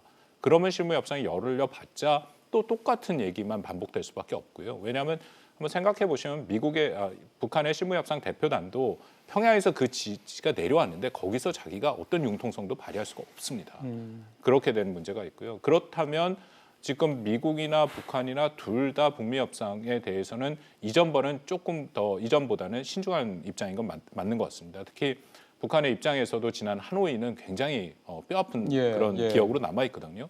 그래서 그 후에 나온 북한의 담화를 보면 다음번 만나면 이렇게 안 하겠다라는 얘기가 굉장히 많이 나왔었습니다. 그래서 실무 협상이 이루어지는 게 전제고 거기서 뭔가 진전이 있어야 북미 정상회담까지 이어지는데 그 단계가 여전히 그렇게 녹록치는 않다라는 게 저의 판단입니다. 그러면은 트럼프 대통령이 트윗에서 See you soon 했던 거는 그냥 수사밖에 안 될 것 같다는 생각이 자꾸 드네요. 세 분 말씀 쭉 듣다 보니까 별로 뭐 이렇게 무게감을 가지고 뭔가 연말까지 이제 우리 국민들 입장에서 봤을 때는 뭔가 좀 북미 간에 조금 뭔가 협상도 좀 하고 뭐 3차 정상회담도 이렇게 좀 가질 수 있을까 이렇게 기대하기에는 상당히 좀 어렵겠군요. 아니, 직설이니까 제가 한 저는 말씀드리는데 저는 그렇게 보진 않는데요. 뭐 긍정적으로 볼 필요도 있겠다 이런 생각이 들고 그다음에 뭐 실무 협상은 꼭 필요한 것 같습니다. 왜냐하면은 그 내용 없는 실무 협상을 안 하겠다라는 게 이제 북한의 입장이고 그렇게 본다면은 아마 지금 김명길 순회대사가 주도하는 것처럼 보이지만 실제로는 급을 높인 실무회담이 열렸을 때 아마 정상회담으로 이어질 가능성이 높지 않겠는가. 현재로 본다면 외상이라든가 최선희 정도는 나와야지. 최선희 제1부상하고 아마 스티븐 비건 예. 이제 부차관이죠. 이 정도의 급에서 실무 협상을 진행할 경우에는 양측 지도자들이 거기에 대해서는 동의할 가능성이 있지 않겠나. 그런 전망도 가능하다고 봅니다. 알겠습니다. 아까 우리 박 아니 교수님 무슨 말씀드리냐면 직설스럽게 아니요 트럼프 대통령의 트위터에 너무 비중을 두면 우리가 다 틀립니다. 제가 이 직설로 2017년에 처음에 트럼프 대통령이랑 굉장히 다른 미국 대통령이 나와서 트위터를 매번 하지 않습니까? 제가 열심히 팔로우를 했는데요. 그러다 다 틀렸습니다. 그러니까 거기에 비중을 둘 필요 없고 맥락에서 읽어내야 됩니다. 근데 이제 알겠습니다. 한 번 맞은 적은 있었어요. 지난번 판문점 때 그때 판문점. 김정은이 오면 세이 헬로 하겠다 그랬는데 진짜로 만나는 바람에 많은 사람이 추측이 틀리게 됐어요. 이게 뭐 올해 이 얘기를 할 건 아닙니다만 사실은 그래서 판문점 같은 그런 소위 말하는 좀 서프라이즈가 있었기 때문에 혹시라도 연말 안에 김정은 위원장이 좀 면도 세워주면서 뭔가 좀 있지 않을까라는 생각을 한 건데 글쎄요. 그것도 세 분 말씀을 들어봐서는 뭔가 결과물이 없는 만남이라면 북한 측에서도 뭐 동해에서 꼭 만날 이유가 없다라는 그런 부분들이 지금 세 분 말씀을 통해서는 저희가 좀 이해를 했기 때문에요. 일단은 그렇게 아주 큰 기대감을 가지고 북미 간의 뭔가 실무 협상 또 정상회담을 가기는 참 현재로서는 상당히 좀 만만치 않다. 요 정도로 오늘 좀 마무리를 좀 하고 우리 얘기로 좀 넘어오도록 하겠습니다. 남북 얘기를 좀 시작할 텐데요. 금강산 관광 관련해서 얘기를 좀 오늘은 좀 본격적으로 좀 말씀 좀 들어봐야 될 것 같습니다. 김현철 통일부 장관이 지금 미국 방문 중인데 비건 대북 특별대표 만나서 비핵화 협상 성공을 위해서 필요한 창의적이고 유연한 방법론에 대해서 솔직한 대화를 했다 이렇게 얘기를 했어요. 창의적이고 유연한 방법론 이런 표현을 좀 구체적으로 썼기 때문에 한번 우리가 좀 추론을 좀 해봐야 될 것 같습니다. 이 원장님, 창의적 그다음에 유연한 방법론 이 새삼스러운 얘기입니까 아니면 나오던 얘기입니까? 일단 워싱턴 포스트에 이제 김현철 장관이 이제 인터뷰를 했습니다. 하면서 두 가지가 지금 나오고 있죠. 하나는 뭐냐면은 내년 2020년 이제 일본 올림픽 때 하계 올림픽 때 이제 유엔에서 그 휴전 결의를 하자. 그거는 매년 2년마다 늘 하던 거라서 특별한 건 아닙니다. 사실 평창 올림픽 때 그것이 크게 이야기했지만 늘 유엔에서 하던 거여서 하지만 어쨌든 거의 한 가지 있었고 예. 또 하나는 뭐냐면은 이 미국의 한국인들을 한국인에 대해서 북한 방문에 대해서 그 비자 유예 조치를 조금 좀 풀어줄 수 없겠느냐라고 그에 대해서 이야기하겠다 관광객에 예. 대해서 그 이야기를 두 가지를 하고 있는 거거든요. 예. 그런데 둘 다 받기가 미국의 정치 상황에서는 그렇게 쉽지 않은 상황이죠. 왜냐하면은 뭐 북한 땅에는 미국인들에게 머리에 박혀 있는 거는 지금 우리 미국 청년의 죽음 때문에. 그것 때문에 굉장히 북한에 대한 인권에 대한 문제도 우려가 많은 상황이기 때문에 거기에다가 미국민을 그냥 금강산에 그냥 보내는 거에 대해서 허락해 달라라고 이야기하는 게 뭐 생존의 문제가 아니라 미국민 자체가 갖는 그런 안전에 관한 문제이기 때문에 조금 어려운 부분이 있어서 그 두 가지를 좀 이야기하겠다라는 건데요. 뭐 이야기는 할 수 있었겠지만 크게 더 진전된 이야기가 나오기는 어려운 상황이 아닌가라는 생각이 조금 듭니다. 그래요. 그러니까 창의적이고 유연한 방문에 대해서 솔직한 대화를 나눴다고 했지만 그렇게 새로운 얘기가 그리고 미국 측에서 좀 받아들이기가 뭐 쉽지 않은 내용들이었을 거다. 그렇게 말씀을 좀 하시고요. 김 교수님은 어떻게 보세요? 통일부 장관 얘기에 대해서는. 상당히 필요한 얘기라고 보여지고요. 그리고 근데 지금 우리가 할 수 있는 게 그렇게 많지 않은 것 같습니다. 왜냐하면 북한이 8월 이후에 대남 입장을 많이 바꿨어요. 굉장히 지금 안 좋거든요. 예. 뭐 아시다시피 이게 하나의 전술이 아닌가 이런 생각이 드는데 8월 이전까지만 하더라도 대남 비난을 할 경우에는 남조선 군부에 대한 비난이었어요. 군사훈련을 비난하더라도 그러나 8월부터는 이게 남조선 당국과 당국자 대통령까지 번집니다. 그래서 8월달에 매우 심한 비난도 조국평화통일위원회 명의로 나온 게 몇 번이 있었어요. 그리고 뭐 주된 내용은 이제 군사훈련에 대한 한미연합훈련에 대한 그런 비판인데 우리가 사실 몰라서 그렇지 훈련을 많이 하지 않습니까? 조목조목 다 비판을 했고 거기다가 미국에서 훈련되는 즉 북한으로 핵무기를 발사하는 훈련도 있거든요. 거기에 우리 군부가 참여했다 이런 것들에 대해서 매우 격앙된 반응을 보이면서 또 어떤 얘기를 하냐면 과거에는 경고를 했어요. 이러면 우리가 다시 만나기 어렵다라는 정도의 경고를 했다면 지금은 뭐라 그러냐면 아예 만날 거는 상상도 하지 마라. 이렇게 얘기를 하고 있어요. 8월 이게 완전히 달라져 있습니다. 그래서 이걸 볼 때 북한이 지금 그 과거의 북미와 남북 관계를 동시에 전개하는 그런 전략을 가지고 대화를 추진했다면 8월 이후에는 미국과 집중하고 있구나라는 생각을 안 할 수가 없습니다. 그래서 통미북남 얘기가 나오는 거군요. 지금은 이제 그런 상황이라고 볼 수가 있겠죠. 아마 이거는 전술적인 그런 그 선택일 가능성이 매우 높은데 왜냐하면 한미연합 훈련 때문에 그렇게 반발한다면 한국만이 아니라 미국하고도 반발을 해야 되죠. 그렇죠. 그런데 미국하고는 계속 대화를 하거든요. 그래서 이거는 전략이 아니라 전술적인 방법이다라고 볼 수가 있는데 그래서 우리가 지금 현재 그 최선을 다해야 될 부분은 물론 북한과도 노력을 해야 되겠지만 북미 관계가 잘 되도록 환경을 만드는 게 지금 우선 굉장히 중요하다. 그리고 우리 정부는 현실적으로 무엇을 할 수 있는지 좀 찾아가는 게 매우 필요할 것 같습니다. 예, 그 무엇을 찾아갈 수 있는지 그 부분에 대한 얘기를 이제 좀 저희가 좀 이제 세 분과 좀 얘기를 좀 해봐야 되는 건데요. 결국은 지금 남북 관계가 지금 사실은 굉장히 좀 어떻게 보면 불편한 관계가 돼서 그 문재인 정부도 상당히 이게 좀 부담스러운 상황이 좀 돼버렸거든요. 지난번 2년 반 넘어가면서 외교안보 정책에 대한 평가 나올 때도 굉장히 좀 점수가 안 좋았던 게 또 외교안보 정책, 특히 이제 대북 관련 정책들이었기 때문에 말인 건데요. 뭔가 좀 금강산 관광을 통해서 좀 돌파구를 좀 마련해 보고 싶어하는 것 같긴 한데 북한에서는 또 전혀 이렇게 틈을 안 주네요. 네, 그렇습니다. 저도 뭐 진 교수님 말씀에 동의를 하는데 저는 시점이 조금 더 앞당겨졌다라고 생각이 되거든요. 북한이 그 남한에 대해서 입장을 정리한 건 4월 11일 그 김정은 시정 연설에서 얘기를 했고 그것은 하노이 결국 끝나고 난 하노이 뒤군요. 그 회담 결렬에 대한 여파다라고 생각을 합니다. 거기에 따라서 한국이 나름대로 최선을 다해서 뭐 중재자, 촉진자 역할을 했죠. 그래서 이만큼 왔는데 결국 결렬되니까 뭔가 비난의 화살을 보내야 할 사람들이 그 대상이 있고 거기에 이제 한국이 그 대상이 된 거고요. 또 하나는 금강산과 개성에 대해서 뭐 그 연두의 시정 연설도 그렇고 계속 북한 측에서 나오는 것은 재개해라. 마치 뭐 약간은 좀 이렇게 봐주는 식으로 하면서 우리가 이해할 테니까 남측이 와서 해라 그렇게 했는데 이게 제재에 다 걸려 있지 않습니까? 그러니까 갈 수가 그렇기 때문에 없죠. 갈 수 없다라는 거에 우리 한계인데 그래서 그 부분이 안 되니까 더불어서 지금 두 개를 갖고 한국을 흔든다 생각하거든요.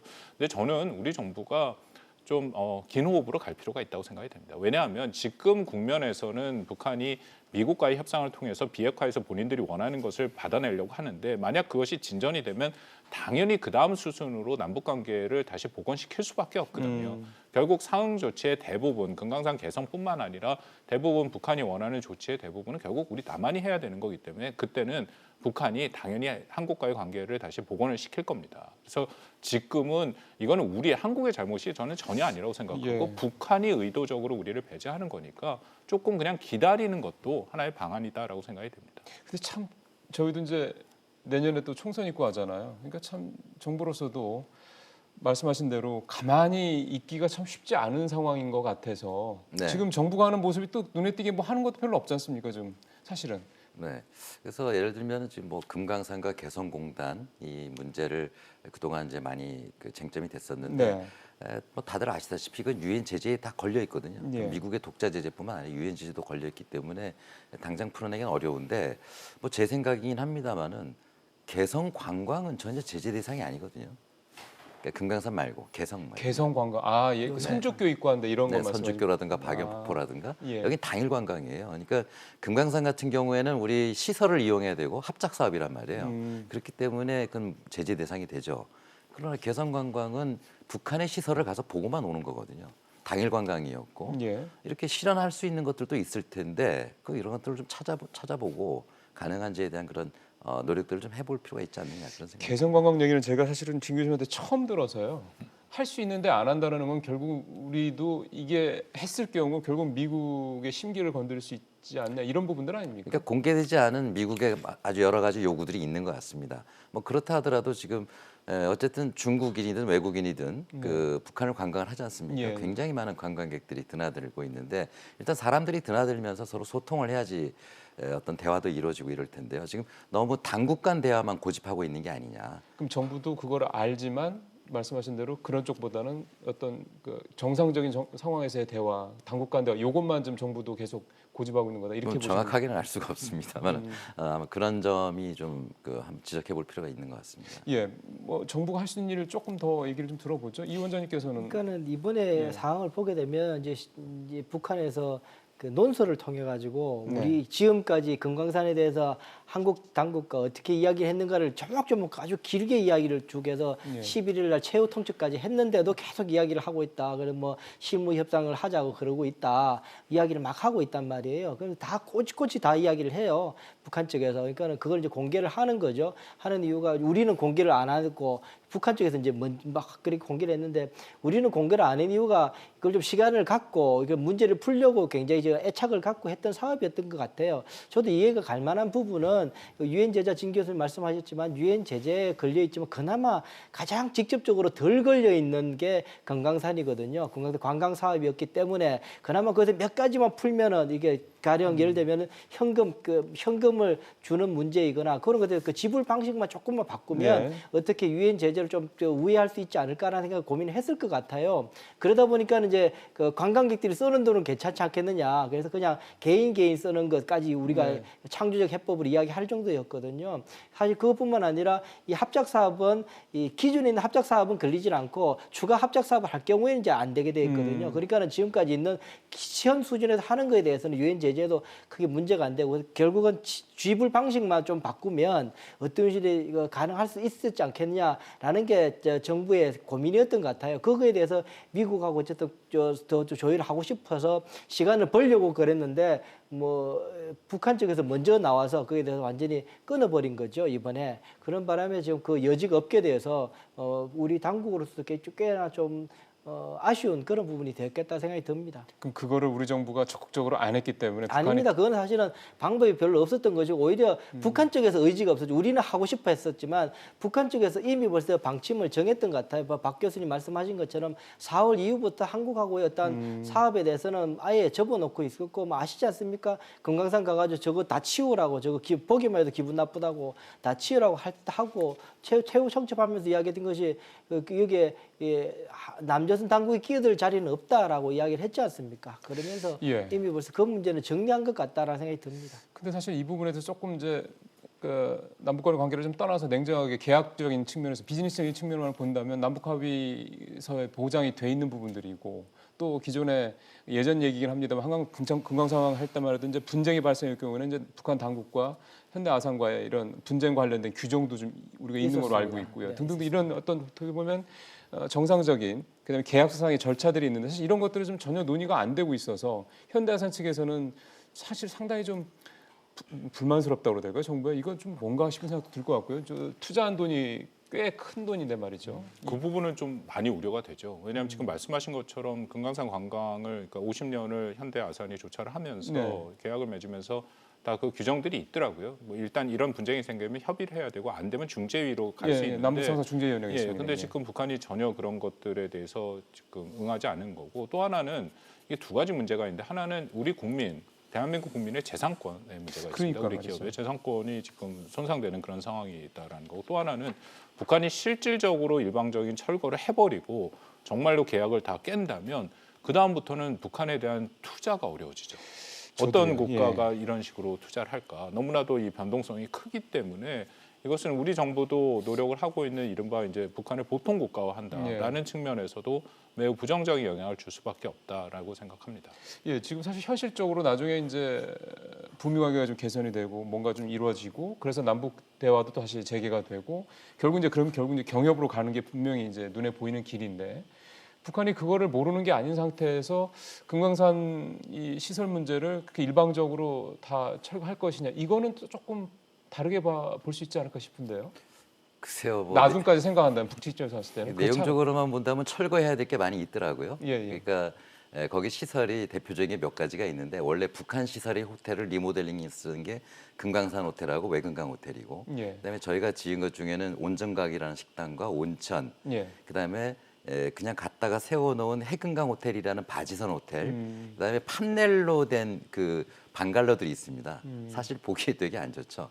그또 이제 없애야 될 것들은 분명히 있는 것 같아요. 그래서 싹 없애야 되는데 그리고 또 하나 중요한 거 북한이 과거 어려울 때는 우리에게 거의 100% 의존해서 관광 사업을 했던 것이지만 지금은 북한이 사정이 좀 많이 달라졌거든요. 그래서 예. 현실을 우리가 다 부정할 수는 없는 것 같아요. 다만 아까 박 교수님도 말씀하셨고 우리의 재산을 보호할 수 있는 거는 분명히 중요한 그 그러니까요. 조치로 해야 된다라는 것이고요. 그다음에 제가 잘 이해가 되지 않는 부분이 아까도 잠깐 말씀드렸습니다만 박 교수님 이제 4월 얘기를 하셨는데 6월 달에 어쨌든 6월 말에 판문점에서 회동이 있었고 3자 회동을 했고요. 그리고 나서도 대남 비난이 그렇게 많지는 않았거든요. 근데 왜 갑자기 8월부터 저렇게 심한 욕을 하고 있을까? 정말 이명박 정부 때 했던 그런 욕설까지도 지금 나오고 있는 상황이라는 점하고 예. 그다음에 두 번째 한 가지 더 말씀드리고 싶은 것은 북한이 공식적으로 문제 제기하는 것은 어쨌든 군사훈련입니다. 그러니까 군사훈련을 뭐라고 그러냐면 하지 않기로 확약을 한 것이다라고 북한이 주장을 해요. 남북 공동선언 얘기하는 거죠? 9.19. 예, 그렇습니다. 그럼 9.19 때 군사 분야 합의서를 예, 예. 서로 교환했지 않습니까? 그러니까요. 근데 합의서 내용에 뭐라고 돼 있냐면 그 무기 도입이라든가 군사 훈련은 남북 군사 공동위원회를 열어서 구성을 해서 거기서 협의해 나가기로 돼 있지 우리가 안 하겠다고 확약한 건 아니거든요. 근데 지금 군사 공동위원회가 안 만들어지고 그렇죠. 있어요. 예.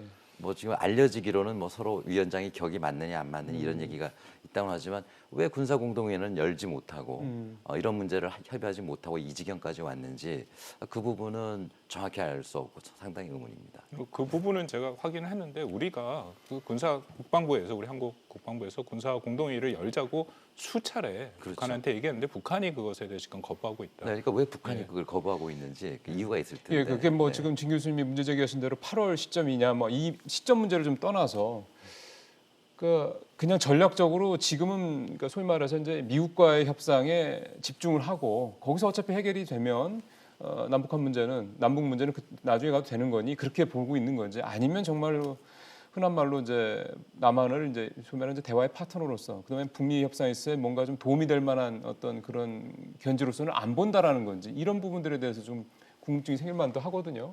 어떻게 보세요? 혹시 이 부분에 대해서 이 원장님? 거기에 대해서는 북한이 정리가 끝난 거죠. 그러니까는 그 계속 저 담화에서 나오는 것처럼 그 눈치만 보고 있는 외세의 눈치만 보고 있는 남한 당국이라고 이야기하고 있고요. 예. 이번에 그 공중 연습 그 처리하는 것도 그 트럼프 대통령의 의중으로 해서 그 결단을 한 거지 남조선 당국에는 그렇게 용기 있게 결단한 사람이 없다라고까지 이야기를 해요. 그 정도로 그냥 그 좋은 거 받고도 이렇게 하거든요. 그 정도로 뭐 한국에 대해서는 완전히 탁 잘라놓고 이야기해서 그러니까 북한하고 이제 미국하고 이야기하면서 종속 변수를 한국은 취급하고 있는 상황인 거는 확실하게 정리가 된 것 같고 앞서 말씀하신 것처럼 미국하고 풀리게 되면 예. 한국은 따라올 거니까 그렇게 갈 거다 생각하는 것 같아요. 알겠습니다.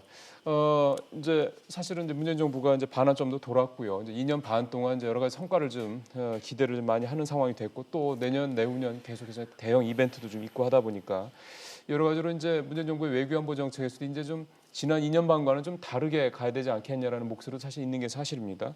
그런 상황에서 지금 남북 간의 관계는 상당히 좀 경색돼 있고요. 북미 협상도 지지분하죠. 현재 이게 상황입니다. 이게 뭐 2년 반 내내 뭐 이렇게 일관되게 가기는 쉽지 않겠습니다만 문재인 정부의 남은 2년 반의 외교안보 정책의 큰 방향성 어떻게 갔으면 좋겠는지에 대해서 오늘 한 말씀 들으면서 마무리를 좀 해야 될 것 같습니다. 우리 이 원장부터 이렇게 돌아가 볼까요? 원장님 어떻게 했으면 좋을까요? 우선 구조적으로 보게 될 때 우리는 더욱더 미국과 밀착될 수밖에 없는 안보 구조를 가지고 있다. 왜냐하면 북한의 안보 위협이 그때 훨씬 더 정대되어 있었기 때문에 핵뿐만 아니라 12번의 발사를 통해서 딱 남한 맞춤식 신무기들이 개발되고 있는 상황이기 때문에 한국으로서는 지금 단기간에 그 안보 위협들을 대처하려고 그러면 미국과의 관계가 밀착될 수 없는 그런 상황이다. 또 하나는 실제로 왜 그러면은 우리가 종속 변수로 될 수밖에 없었는가? 그는 내가 처음에 문재인 정부가 출범하면서부터 누차 부탁드렸던 말씀이 뭐냐면은 북한하고 잘 지내고 지속적으로 계속 북한과 협상 테이블 앉히려 그러면 우리가 미국과 관계가 우리가 잘 돼야 된다. 예. 북한 보기에 미국 남한 정부가 미국을 움직일 수 있구나라는 확신이 들지 않으면은 북한은 우리를 만날 이유가 없어질 거다. 예. 그러니 우리는 1차적으로 미국과 관계를 밀착시켜 놔야 된다라고 여러 차례 예. 부탁을 드렸었는데 그 부분에서 조금 패착이 있었다. 그러면 다시 좀 돌릴 필요가 있다라는 생각이 듭니다. 먼저 미국과의 관계가 좀 더 원만하게 돌아가야 된다 이 말씀을 해주셨네요. 알겠습니다. 박 교수님께서는 어떤 외교안보 정책의 방향성이 필요할 거라고 저는 보세요? 우리 한국이 대전략이 지금 시급하게 필요하다. 대전략. 예, 왜냐하면 예. 지금 미국과의 동맹이라는 것은 우리 동맹 자체가 목표는 아니고 수단이죠. 근데 미국이 지금 이런 식으로 자국 우선주의인데 미국만에 나타나는 것이 아니라 전 세계에 나타나는 모습이고, 그래서 저는 이 지역에 우리가 아시아 태평양, 뭐 미국은 인도 태평양이라고 부르기 시작하는데 새로운 질서가 지금 도래하고 있는 그런 변환기에 있다라고 생각합니다. 그렇다면 우리가 거기에 준하는 정말 원점에서 새롭게 여러 가지 것들을 고민을 해야 되고, 굉장히 많은 요소를 복합적으로 포괄적으로 긴 호흡으로 고민을 해야 된다라고 생각이 되거든요. 그래서 그런 작업이 우선돼야 되고, 더불어서 아까 잠깐 말씀드렸습니다만 이 북한과의 관계, 남북 간의 관계는 정말 안타깝지만 어떻게 보면 이 큰 틀 안에서 움직이는 그 요소가 매우 큽니다. 그렇기 예. 때문에 정부가 거기에 모든 것들에 힘을 쏟는 것은 현재로서는 좀 적절치 않다고 생각합니다. 정부로서도 좀 힘의 안배가 좀 필요한 네. 때군요. 선택과 집중이 필요한 때군요. 알겠습니다. 자, 진 교수님께서는 어떻게 예. 할까요? 지금 미국의 트럼프 대통령과 북한의 김정은 정권 이런 그 북미 관계가 존재했던 적이 지금까지 없었고요. 아마 앞으로도 이런 그 관계가 계속 될지 어떨지 참 미지수인데 지금이 굉장히 중요한 시점인 것 같습니다. 그래서 분명히 긴 호흡으로 봐야 되는 건 맞지만 지금 할 수 있는 게 무엇인지 굉장히 중요하다고 보여지는데, 아까도 말씀드렸지만은 정부가 다양한 채널로 북한하고 접촉할 필요는 분명히 있다.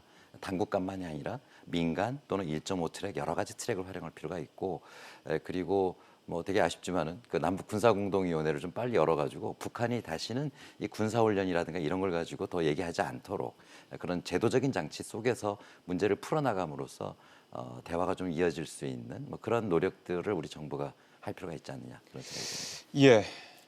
짧게 한 가지만 더 여쭤보겠습니다. 이건 그냥 말씀하실 분만 말씀하셔도 되는데요. 일각에서 이제 외교안보 라인에 대한 뭔가 쇄신 이런 얘기들도 좀 나오고 있어서 혹시 그 부분도 필요하다고 보시는지, 필요하다 보신다면 짧게 나는 필요하다 생각하지 않나 이렇게 한 말씀만 짧게 좀 저는 필요하다고 봅니다. 왜냐하면 지금 2년 반 네. 이 기점을 돌았고 2년 반에 나름대로 성과도 있고 뭐 패착도 있으니까 이제 새롭게 시작했죠. 네. 더군다나 지금 여러 가지 상황이 굉장히 어렵거든요. 네, 네. 그렇다면 새로운 진영을 갖춰서 해보는 게 저는 필요하다고 생각합니다. 알겠습니다. 혹시 또 뭐 코멘트하실 분? 네, 뭐 사람의 문제라기보다는 지금 구조적인 문제가 더 크지 않느냐 그렇게 보여집니다. 그래서 예. 이 구조를 우리가 빨리 파악하고 풀 수 있는 열쇠를 찾는 게 좀 중요하지 중요하다고 않느냐. 보십니다. 알겠습니다. 예, 마무리하겠습니다. 예, 오늘 참 답답하는 북미 협상 문제, 그다음에 남북 문제 얘기를 주제로 세 분과 얘기를 나눠봤습니다. 진 교수님, 박원 교수님, 그다음에 이인배 원장님과 나눴습니다. 말씀 잘 들었습니다. 고맙습니다. 고맙습니다.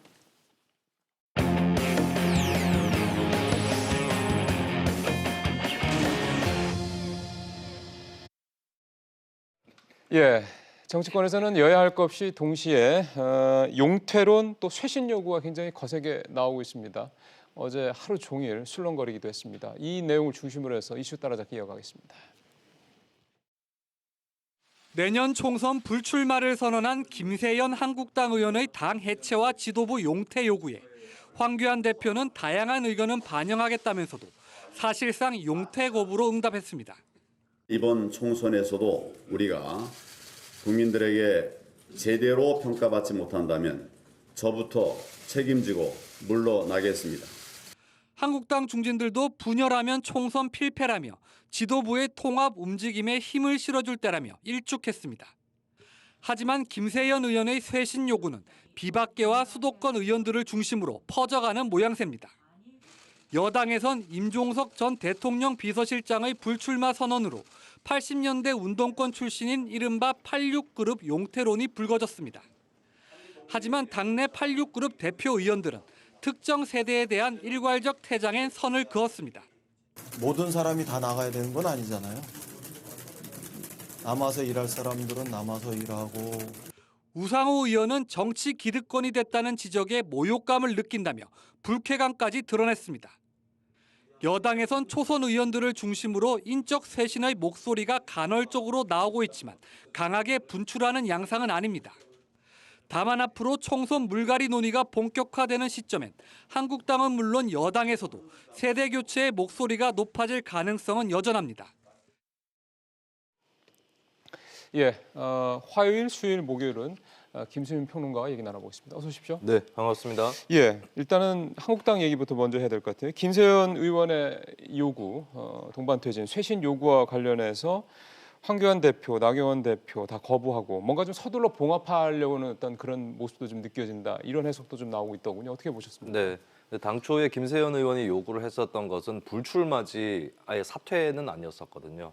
근데 한편으로는 또 당 해체라는 그런 좀 맞아요. 급진적인 그 표현도 워딩까지도 나오기는 했습니다만, 근데 예상할 수 있는 것은 나경원 원내대표는 임기가 그렇게 많이 남지 않았습니다. 예. 원내대표 다음 임기가 달이죠? 네, 다음 달로 끝이 나는 것이고요. 황교안 대표도 총선까지는 지휘를 하고 그 결과에 따라서 책임진다라고 실제로 입장을 표명하기도 했고 그렇게 얘기를 할 것은 충분히 예상이 됐던 것이죠.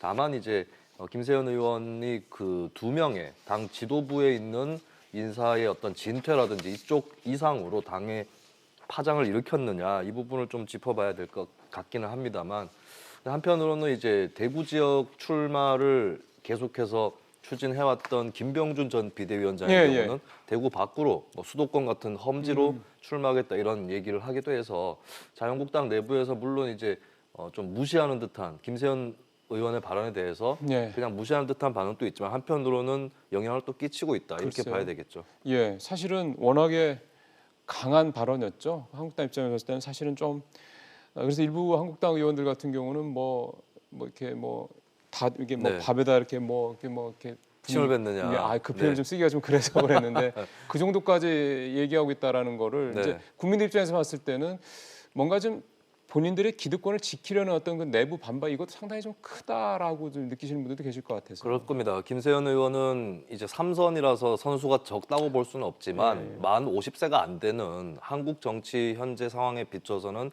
젊은 정치인이고 그렇죠. 그리고 이제 자유한국당 의원 중에서는 색깔이 좀 개혁적인 맞아요. 네, 그런 이미지를 갖고 있었는데 그런 의원이 그만둔다. 당을 해체해야 된다라고까지 얘기했는데 뭐 당을 실제로 해체하진 않더라도 어느 정도는 상응하는 조치가 있어야 되지 않겠느냐 이런 여론은 자유한국당 지지층 안에서도 있을 수 있겠죠.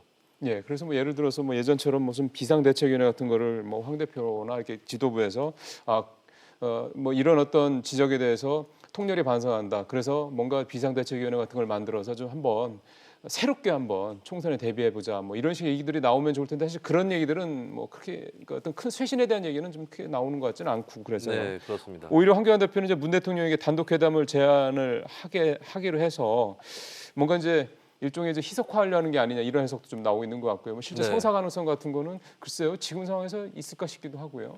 네, 일단 뭐 단독 회담을 제의한 배경 원인은 분명히 있어요. 지소미아 얘기를 하긴 했는데 11월 22일에 종료가 될 예정이죠. 네. 근데 지소미아보다 어떻게 보면 자유한국당한테 더 큰 문제는 11월 말과 12월 초에 차례로 본회의에 부의될 패스트트랙 네. 법안들입니다. 그것 때문에 협상을 하자라고 얘기를 하는 것이 또 가치 있는 거고요. 근데 이제 이 협상을 하기 앞서서 자유한국당이 원 내에서 민주당과의 여야 협상을 충분히 좀 실천을 해야 청와대 입장에서도 최종 타결이라든지 그렇죠. 아니면 탑다운 방식으로 처음에 가이드라인을 정해주기 위한 확실한 그런 결과를 도출할 수 있는 회담을 할 텐데 청와대에서는 이제 사실 양쪽에서 물밑 대화는 있었다라는 얘기가 있어요. 청와대와 한국당 간에. 예, 그래서 어느 정도는 상의를 했다. 그래서 그러니까 통보 정도는 했을 수 있겠죠. 회담을 제의한다. 예, 그렇게 해서 이제 실제로 그걸 추진하기 앞서서 대화는 오고 갔던 것으로 보여지는데 일단 글쎄요. 그 문재인 대통령 입장에서 곧바로 이 회담 카드를 받을 거냐. 거기까지는 또 수순이 좀 필요할 것으로 보입니다. 근데 만약에 청와대에서 이 패스트트랙 관련된 부분에서 적극적으로 개입하면 지금 민주당에서는 네. 일단은 좀 한국당을 제외한 사당과 좀 굉장히 좀 뭔가 다시 예전에 4월달처럼 이렇게 좀 복원을 하려고 굉장히 적극적으로 나서고 있는 상황이잖아요. 네.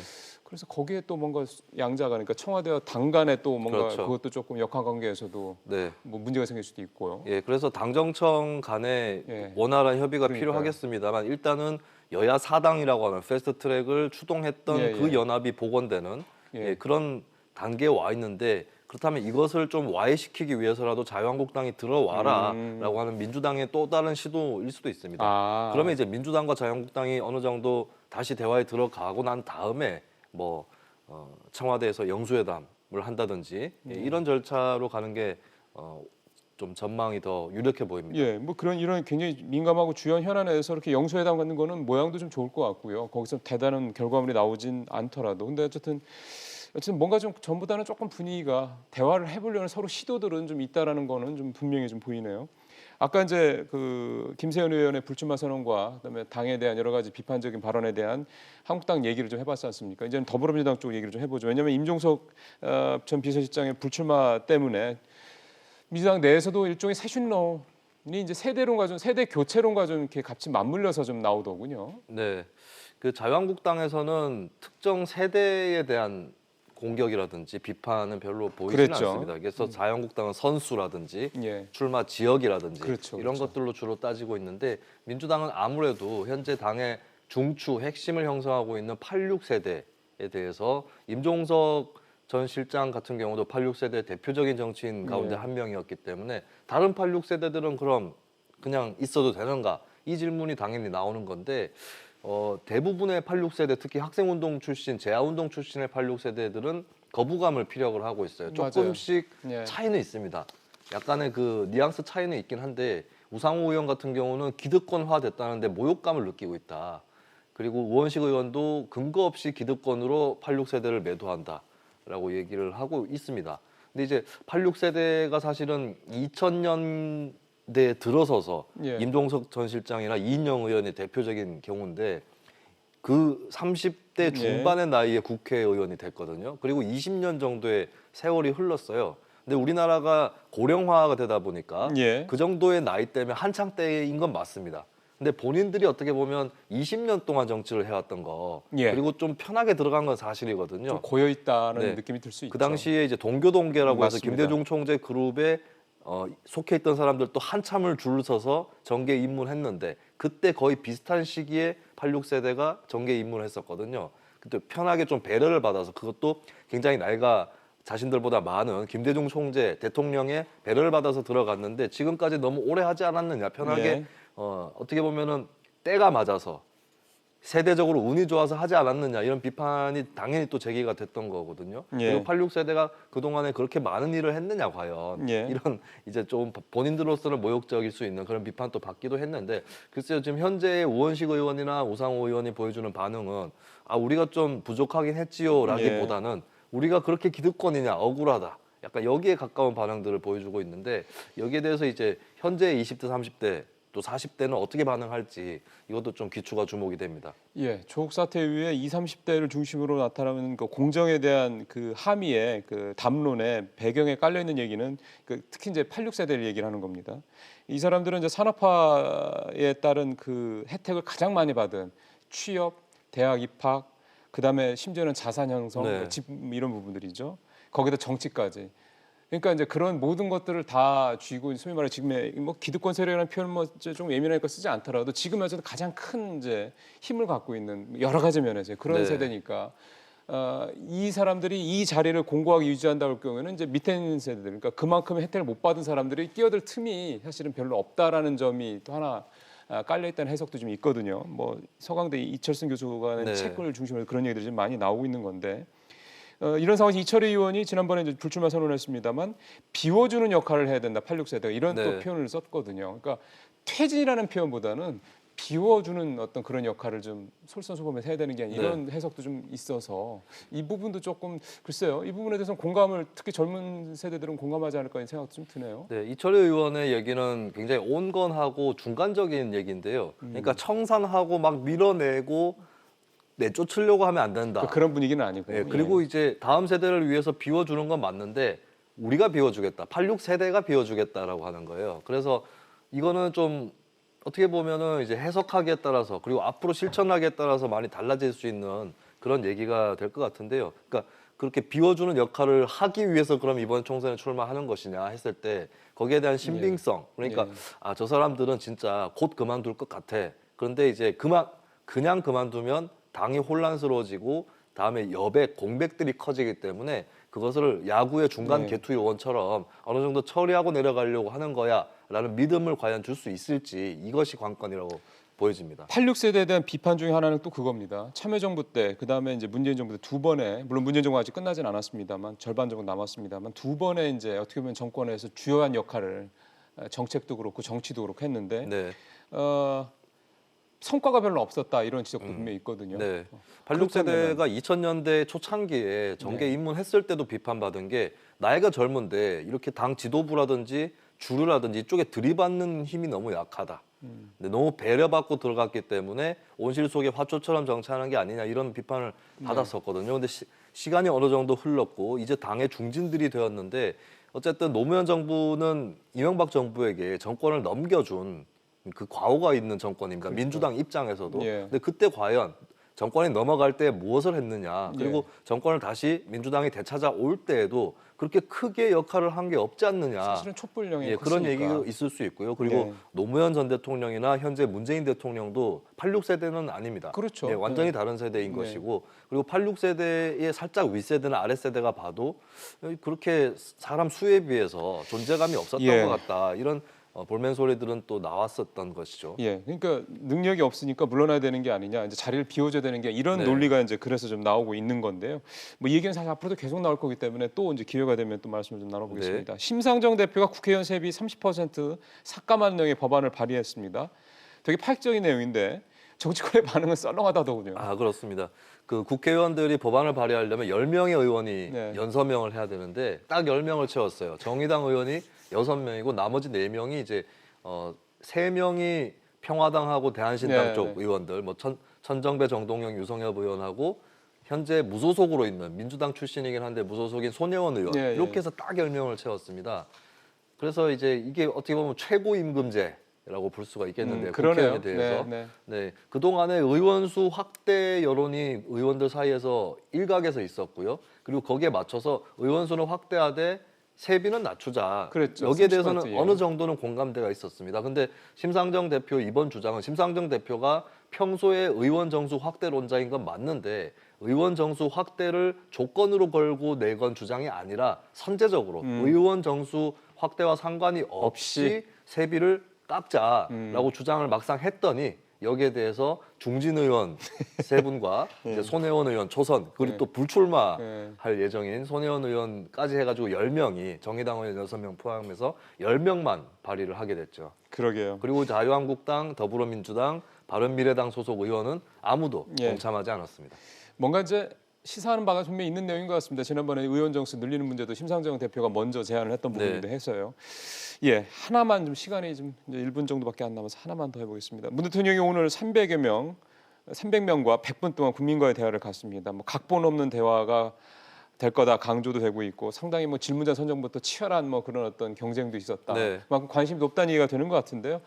어떻게 보세요? 짧게 한 말씀 듣겠습니다. 네, 조금 이제 시간이 촉박할 것 같은 느낌은 들어요. 100분 동안 300명 중에 몇 분이 참여하실 수도 모르겠지만 좀 촉박한 그런 진행이 될 것 같은데 그래서 생방송이고 이제 사전에 막 컨트롤하고 미리 제안해 놓은 부분들이 많지 않다고 합니다. 예전에 이제 김대중 전 대통령도 국민과의 대화를 하다가 방청객들끼리 막 싸우는 논쟁을 하는 그런 돌발 상황을 만나기도 했는데 그런 상황이 또 연출이 될지 그리고 이제 그런 좀 극단적인 NG랄까요? 그런 부분들을 막기 위해서 통제를 하다 보면 너무 딱딱한 자리가 맞아요. 될 또 그렇게 텐데 되죠. 딱딱함과 어떤 돌발적인 악재 요 사이에서 어느 정도에서 이제 이 대화를 이끌어 나갈지 이 부분이 연출상의 좀 묘미라든지 이런 것들을 맞아요. 같이 지켜보면 되겠습니다. 예, 어차피 내일 또 우리 김평론 의원이가 또 이 시간을 갖기 때문에 네, 국민과의 대화 얘기는 내일 조금 더 우리가 좀 시간을 좀 갖고 얘기를 좀 해보죠. 네, 말씀 잘 들었습니다. 예, 고맙습니다.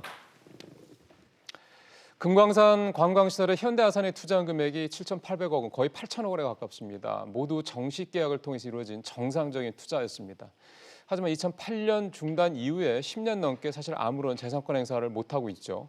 남북관계가 차가운 현재 시점에서 현대아산 측이라든가 또는 정부가 이 부분에 대한 권리 행사를 하겠다 사실 이렇게 목소리를 내기 쉽지 않은 현실도 충분히 이해가 됩니다. 하지만 남북투자보장 합의서에 명기된 절차는 물론이고 북한 당국과 현대아산 간의 분쟁이 일어났을 때 남북상사중재위원회에서 처리하기로 한 이 규정들은 존중돼야 된다고 생각합니다. 그래야 앞으로 북미 관계나 남북 관계가 개선이 되고 그래서 경협이 이제 재개가 될 수 있을 때 우리 기업들이 좀 안심하고 정부를 믿고 투자에 나설 수 있을 것으로 기대가 됩니다.